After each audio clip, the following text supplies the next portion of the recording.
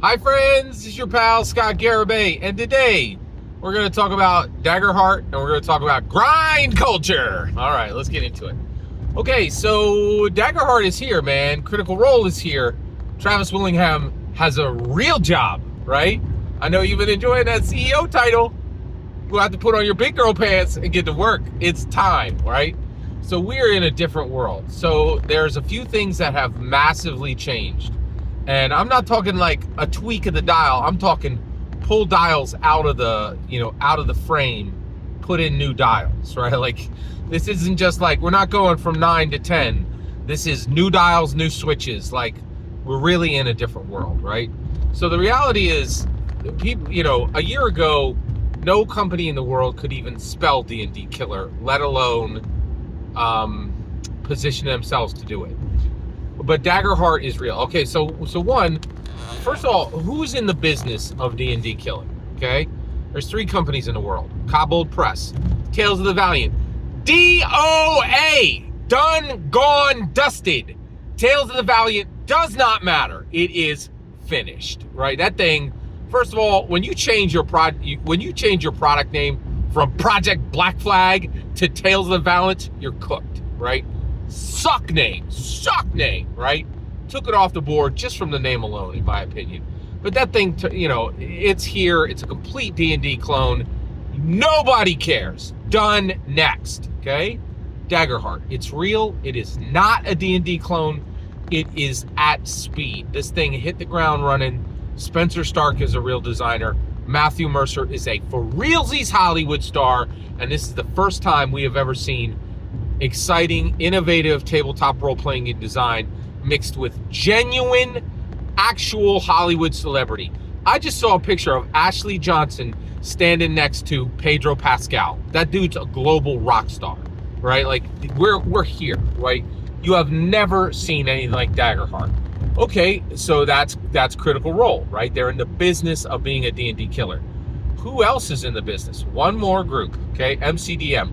Forget it, next, done. Draw Steel is finished. It does not matter. And the reason why is there will be absolutely no bandwidth for it. And I can tell you right now, James Introcaso, brilliant dude. Matthew Colville, brilliant dude. But ain't nobody care about their non-Hollywood celebrity energy, right? Like, you cannot beat an actual interesting tabletop role-playing in design mixed with Hollywood celebrity, mixed with people who are standing next to Pedro Pascal. Draw Steel is done before it even arrives, okay? So that means, okay, now, is Daggerheart a D&D killer? No, not yet, but it's positioned to be, okay? So Spencer Stark delivered. It is a very interesting game. A lot of people are excited. It's hitting the tables. Now, can it maintain that excitement, okay? So here's the issue. So what has to happen now? What has to happen right now? Grind culture, okay? Wake up, we're here, all right? So wait, Scott, who the heck is doing grind culture for a game? Gary Gygax. He did it from 1974 to 1986. That dude burned the candle at both ends, chopped the candle in half, and then had it going on 4 different flames. That dude sacrificed everything. I'm talking every single thing in his life. Sacrificed his family, sacrificed himself, sacrificed everything. He was on that grind, right? And what did he do? What was the purpose? He changed the freaking world. He rewrote how humans interact with narrative. He rewrote how human beings interact with identity. And David Arna, who now? Nobody cares, right? The real energy, the real nitrous oxide, the real NOS.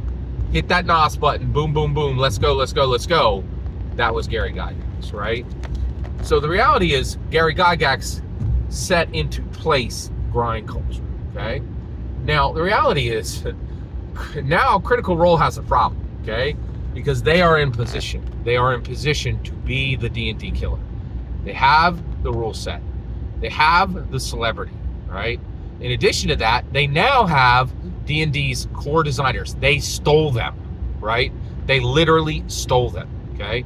Jeremy Crawford and Chris Perkins, okay? So now it's time to get in the seat and rock it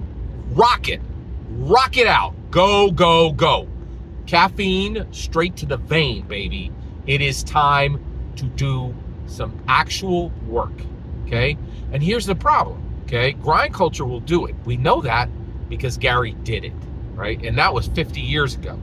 And man, oh man, you ain't seen modern grind culture. You know, like, who else did grind culture? Steve Jobs, right? He didn't ask anybody to do grind culture. People were doing 80-hour weeks, 100-hour weeks. Read any book about Steve Jobs. Grind culture, right? If you're going to do something, if you're going to change the world, if you're going to go to battle with Titans, you got to get up in the morning and you got to go to bed late, right? And you got to grind every minute in between, right? Playtime is over, right? And this is the problem. Critical Role ain't never been here before. They have never done anything but playtime. Not one single Critical Role co-creator, except one, and I'm not going to name him here, right, has never worked hard on Critical Role. No one has ever worked hard on Critical Role. Oh, what are you talking about, Scott? It's literally been a side gig. They've never even taken it seriously to even go full. Not one of them has ever even gone full time on this. They're all still doing other jobs, right? This is literally a side gig. They have never worked hard on Critical Role, but they're here now, okay? And if they lock in and they convert to complete grind culture, right, there is a possibility that within 3 years, they can slay the dragon being Dungeons and Dragons, okay? But if they sit around and they joke and they laugh and they keep it aside, somebody got to quit their voice acting job. Somebody's got to quit doing silly voices and take this seriously, or it will all evaporate and it was all for nothing. And all they have is another Chronicles of the Void. Look it up. It's gone. It's forgotten. It does not matter. I love that game, right? But they weren't locked in on grind culture, right? And here's the problem. This is all on Travis Willingham. He sets the tone, right? And he can set the tone right now. He can continue showing up, whatever regular time he shows up, clocking out at some regular time, right? But the reality is, I had a friend who worked in big pharma, right? We got a lot of big pharmaceutical companies in Philly. And he makes like 3 times more than me.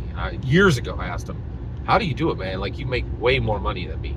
And he's like, when the boss comes in the morning, he waves at me at my desk.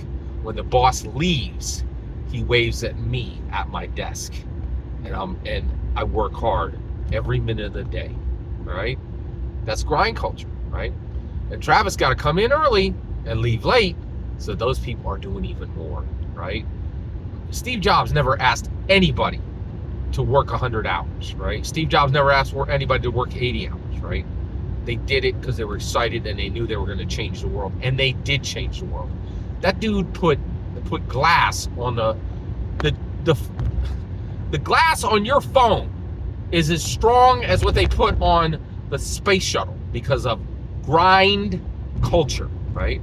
And Travis Willingham, he's got a real problem right now because I can tell you right now, they don't even know how to spell grind culture right now at Critical Role.